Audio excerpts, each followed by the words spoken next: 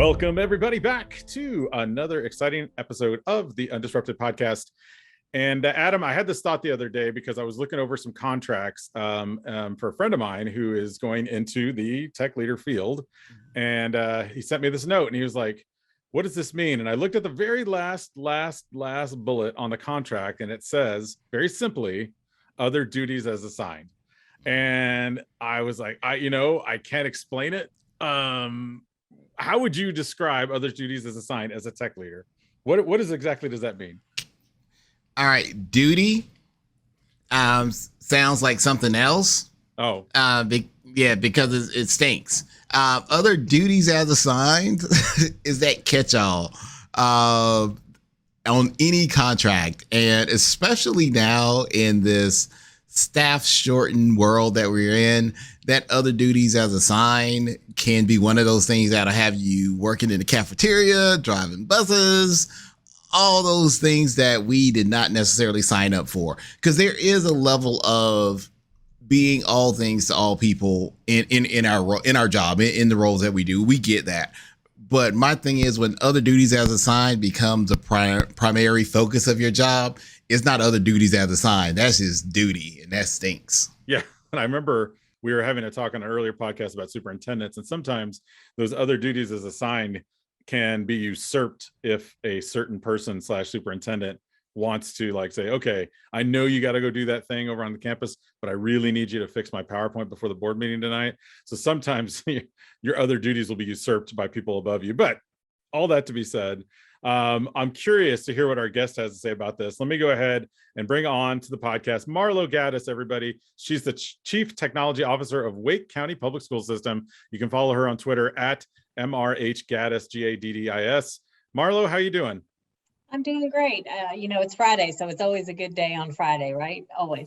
We hope so. What are your thoughts on that idea of other duties as assigned? Does this impact you and your work at all? Oh, yeah, absolutely. Absolutely. It's interesting. As you guys were talking, I was thinking about, of course, that's on all of our contracts and our job descriptions as well, as that, that last, it's kind of like the final statement, the period at the end of a job description. But I think in history, it's been used to say jobs evolve, and there's going to be times when new things are going to come around that we're going to need you to do. I mean, you think about as a tech leader, technology is ever changing, and if you tried to just pigeonhole into one little thing, it just doesn't work. And so I think originally, that other duties as assigned was really about the evolution of work. But since pandemic, Adam's not far off. I think we do have a lot of needs in our school systems right now. And as a servant leader myself, and I prefer to be the person, when we were going through this, I was handing out Chromebooks, I was helping at vaccination clinics. I don't think any leader should be too big to serve.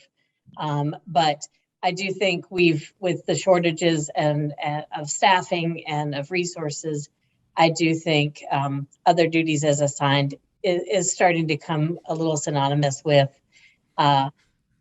you got to pitch in and do more than your share at this point in time. And so reasonable during this time. I do hope at some point in time we go back to the other duties as assigned, as in related to the work you do as a whole.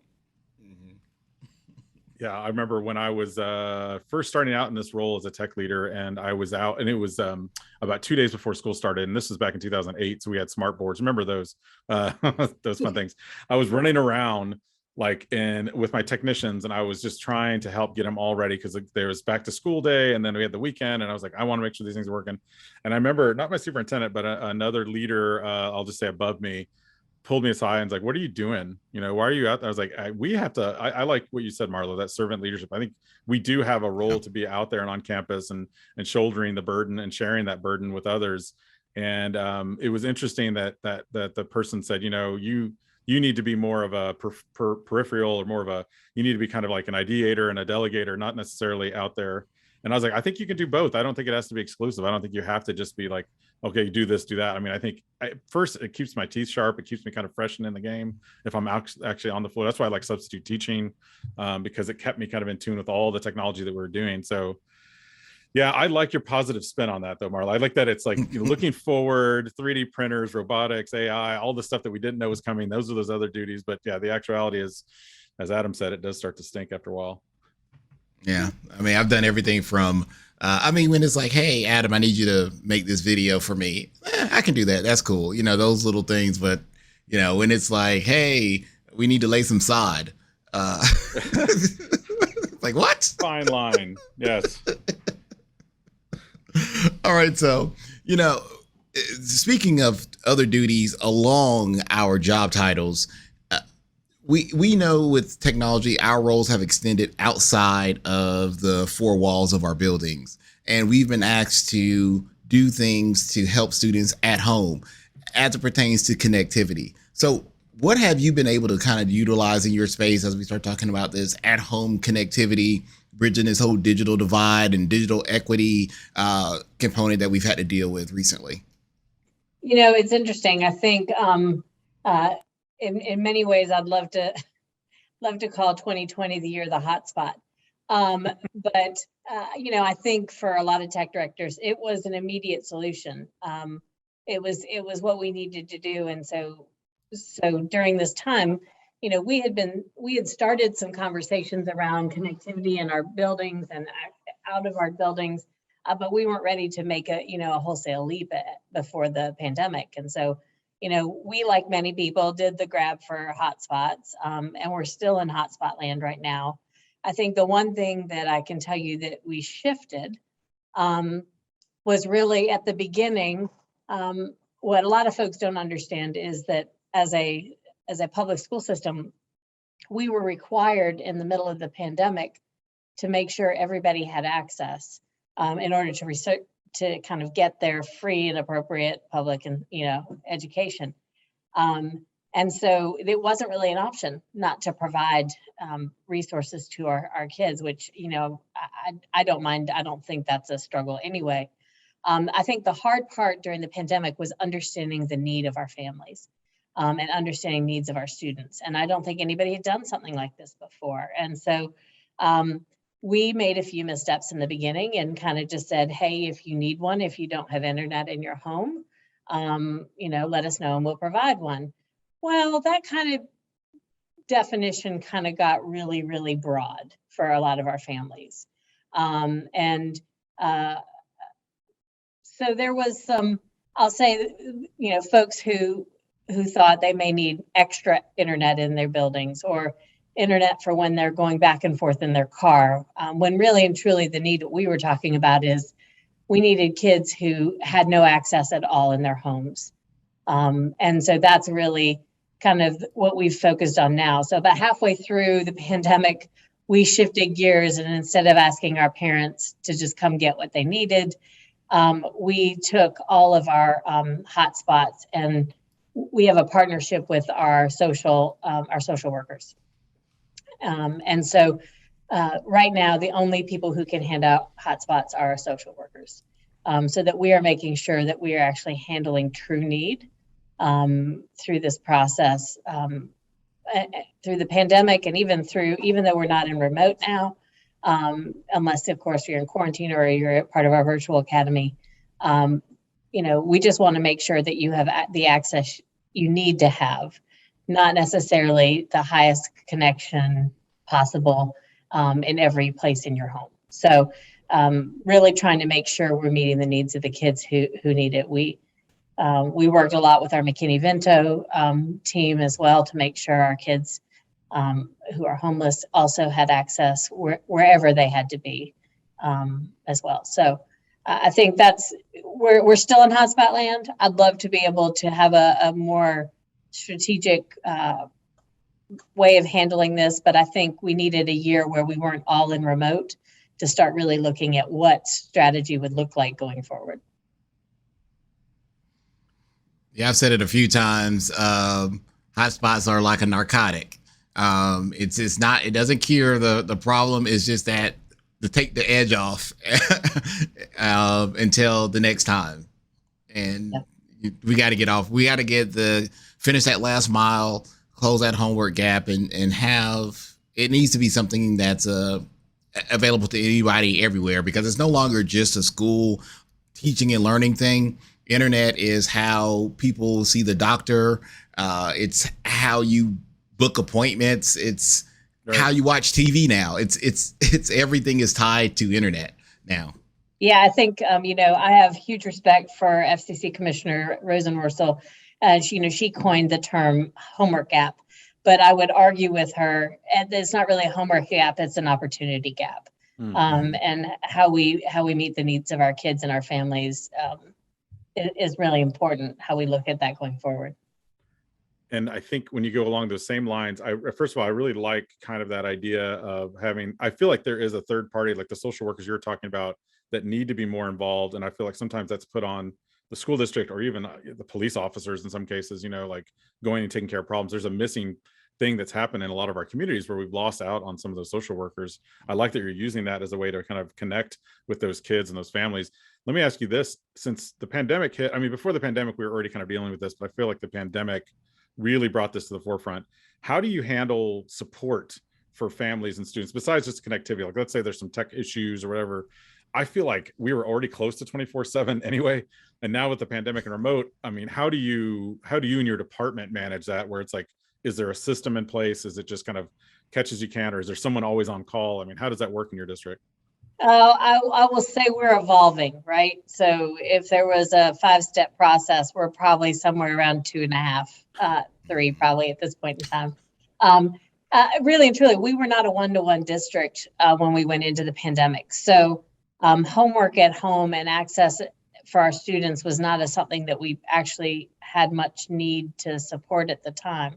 But immediately, we were thrown into kids having devices, families needing help. So we very quickly spun up a student help desk that was separate for a while in what we were managing. And, for a while, probably like most districts, we had all kinds of folks from our department manning, that help desk and working with our families. As it's evolved, we've added some technicians. Our school board and our county commissioners have been really great. And we've got kind of a several years plan worth of increasing our technician to device ratio to make sure that we're able to meet needs. We're not there yet, but we're in a couple of years in the long-term plan. But we have now condensed so that we have one help desk. So it doesn't matter if you're a staff member, you're a family member, everybody calls. We added bilingual support on our help desk. We did shift changes, so we actually have 2 different shifts on our help desk. Phone help is only available until about, I think we're open till 7 for phone help. But of course, our ticketing system is open 24/7. And we have folks that go through that pretty regularly to manage. But there's still a lot of room for growth there. And my folks that work our help desk and our technicians are top notch, and they have done amazing things in the time that we've had. But like everybody else, I can celebrate the past, but know that we still have to work towards the future. So. Now, we had a chance to recently get together down in Orlando at a RTM event, and you were on a panel, and you guys talked about the work around equity, diversity, in your role that you've played in your district. So how has the pandemic altered or changed or refocused your district in that work around equity? That's a great question. For a district as a whole, I think we are trying to understand and move forward some of the work around diversity, equity, inclusion. We have a great team of folks that work in that office, and they do amazing things. Things like family academies that we offer training and on a variety of things for all types of families. We have, I think one of the things I talked about was that we have student and faculty equity teams at each school where it's voluntary, and they talk about issues related to diversity, equity, inclusion. One of the things from our perspective in our division is really starting to look at how inclusive our technology systems are. We found a few things that gave me great pause in just normal operating procedures of resources, and have really kind of started looking at, all right, how do we start to audit some of our systems to make sure that we are being inclusive of all? When we say all means all. And so those things can be things like, we're hoping very soon to shift everything in our student information system from mother and father to parent one, parent two. Looking at using preferred names in all of our resources.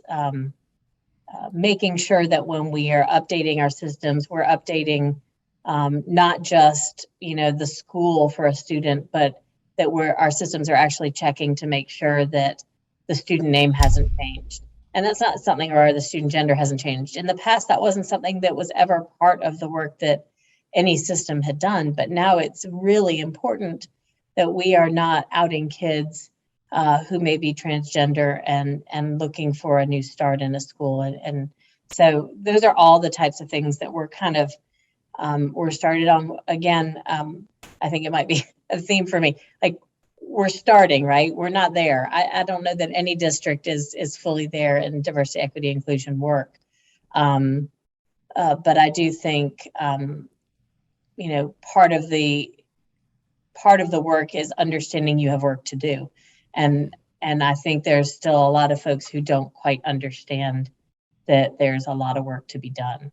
And it's kind of like technology. The diversity, equity, inclusion work is a little bit like technology in that the more you know, the more you realize you don't know. Right. And so, I'm constantly learning, and I'm very fortunate to connect with lots of great people and learn from them. And so, I think we continue on. Yeah, I think those subtle changes you're talking about, that's an important change. Even just like you were saying, the pronouns and having some of those changes in our systems can make it a lot easier for people to feel more accepted. And I think, if you're listening to this right now and you don't have something in place, you should be thinking about how am I being accepting of all students, because that is something that is ever present, and it should have been for years, but now of course it's forefront, and we need to make sure that we're addressing those things. Another quick follow-up on that though, because it's also interesting. We were just talking to a good friend of all of ours, Diane Dersh, who I think you know fairly well. I do. And we Adam it referred to you guys as unicorns, because when you go to these tech CTO meetings, everyone looks like me, right? They're all a bunch of white males. And so how do you, first of all, being a female in the space is one thing, but then, or a person of color, how do you address, how do you get more people to be excited? Spread that diversity out so that more people are interested in IT other than just the white guys. We're okay, but I think the more diverse we are, the more creative we are, the better we are as a system. So how do we encourage that? Do you have ideas around that? Yeah, first of all, let me say, props to our brothers and sisters of color, because no matter what I go through, it is nothing compared to some of the struggle and the lack of inclusion and equity that they face. So I want to recognize that straight up, because that's just a fact. Yep. But what I would say is every female ed tech leader, or tech leader as a whole, I think could give you a litany of stories of times when there was a lack of respect or ignorance. I'll use the word ignorance more because sometimes I think it's just not understanding, and sometimes I have to listen in order to understand that there's a difference. And sometimes that's hard, because sometimes you really want to quickly jump and just go, what the heck are you thinking? But I think one of the things that I I'm blessed to know Diane and other leaders like her, Melissa Dodd, San Francisco. Oh, she's awesome. Tammy out in Fresno. There are a lot of really great ed tech leaders out there. We find each other because the truth of the matter is you don't want to be alone. Because it's hard. We're pretty strong leaders. Being able to have kind of your own tribe and understand have other people that you can talk to and understand those struggles is important.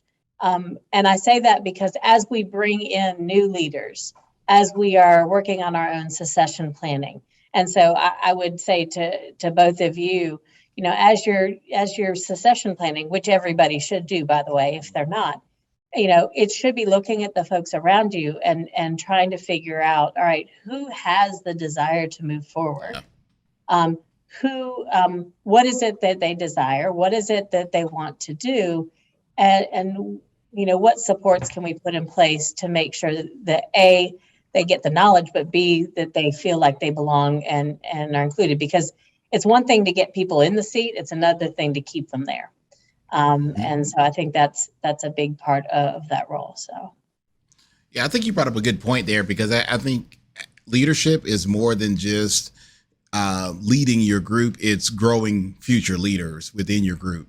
I often joke with my team and I'm like, hey, if you're still working for me in that same position that I had you in for 5 years, we need to have another conversation. Either I'm just doing a really great job, you just really love what you're doing, or we haven't really talked about what's your next step in your career. If you have not gotten any additional certifications, any more degrees, any more anything from where you started, for me, that's a problem. I need to see what's going on so we can get you on whatever future career path you want to be on, or further develop that skill set that you have. Because a lot of times in these tech positions, or in any position, I guess, in leadership, people hire who they know and who they know that can get the job done. So it's about diversifying that pool of who people know and who can get those jobs done. Yeah, I had to say goodbye to one of our fantastic staff members today, as a matter of fact, because in helping him grow, he's moving on to a state position now.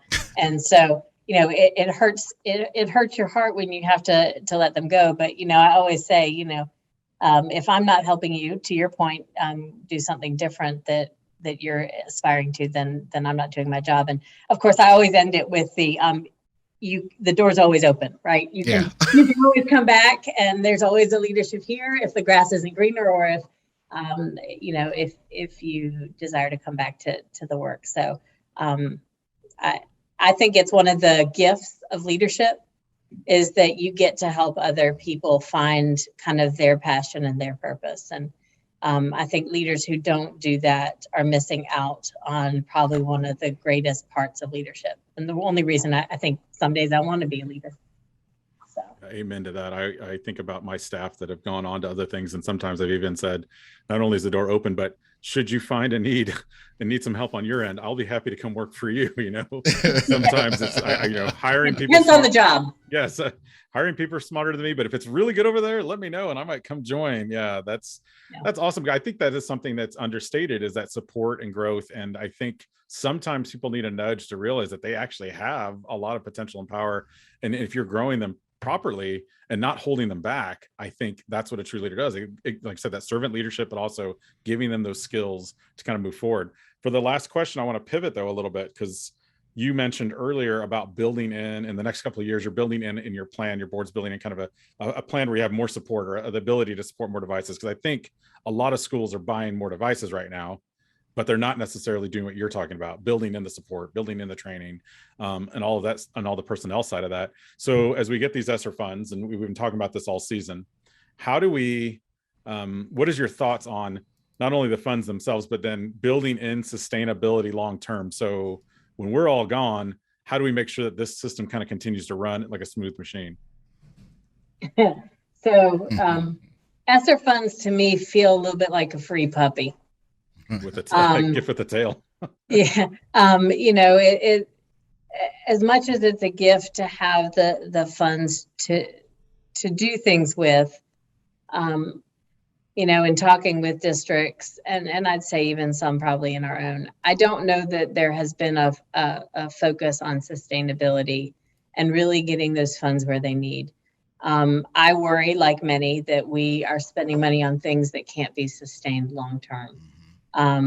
But it's a need right now. And so, and when you have a need and you don't have local dollars, then you find the need somewhere else. And so, I would say I would challenge our federal and our state governments to try to help meet some of those needs part way. But I do think I was very fortunate. Now my funding for my additional staff are not coming out of our ESSER dollars, okay. But rather our county is working through that, because I was able to show through data from our state reports, we had a certain standard of state, technician to device ratio, and we were 7 times the state at one point in time. Wow. At the average. And so, once we start showing that, and then of course we just dumped 130,000 devices in our system, not to mention, when we talk about getting rid of the old ones, because that's a work too, right? Is getting rid of the olders, and that's just Chromebooks. That's not staff devices. That's not additional devices our schools purchase. That's not classroom technology. That's just simply devices. And so when we look at that, it's really about looking at our numbers and figuring out how we manage that. This is a topic that we discuss regularly in my leadership team. Well, as someone who just got a brand new puppy, I can certainly sympathize. Right? Late nights. It's a lot of late nights. It's a lot of pain. I've got scratches and cuts all over my hand. Those puppy teeth are like razors. They are 130,000. I mean, I just started when you said that, I literally felt my hands getting clammy. I started getting just nervous. And you're right that switching those out, and then you add on projectors, printers, everything else, all of it, multi-purpose, copy. Oh yeah, it all falls to you. So, well, kudos to you and the work that you're doing. I know it's a Friday, and I appreciate you joining us on the show. Marlo, where can everybody find you or follow you and find your great work? I think the easiest place is Twitter, honestly, or LinkedIn, and I'm MRH Gaddis in both. So. All right. She's Marlo Gaddis. She's the Chief Technology Officer of Wake County Public School System. Thank you for joining us. And listeners out there, be sure to subscribe and give us a review. We'd appreciate it. We might even give you a shout out on a future show. This has been the Undisrupted Podcast, brought to you by Future Ready Schools, all for ed Future Ready Schools. We just heard that announcement today. Yeah. Did you see that? They changed it. I saw that. We got to change our outro here. But he's Adam, and you can follow him at AskAdam3 and vote for him for the ISTE board. Yeah, there we go. Hey, plug for me. You can vote for me for the COSIN board. I'm up for re-election for COSIN as well. There we go. Yes, double votes, guys. You can vote for both. You can vote for Marlo and Adam because they're totally different things. Totally different. Yep. It's not the same. Yep. We need their voices in those places for sure. So he's Adam. You can follow him on Twitter at AskAdam3.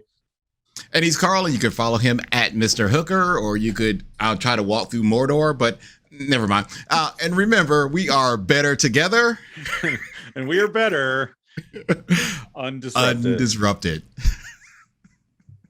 This podcast is made possible by the generous support of Amazon Web Services.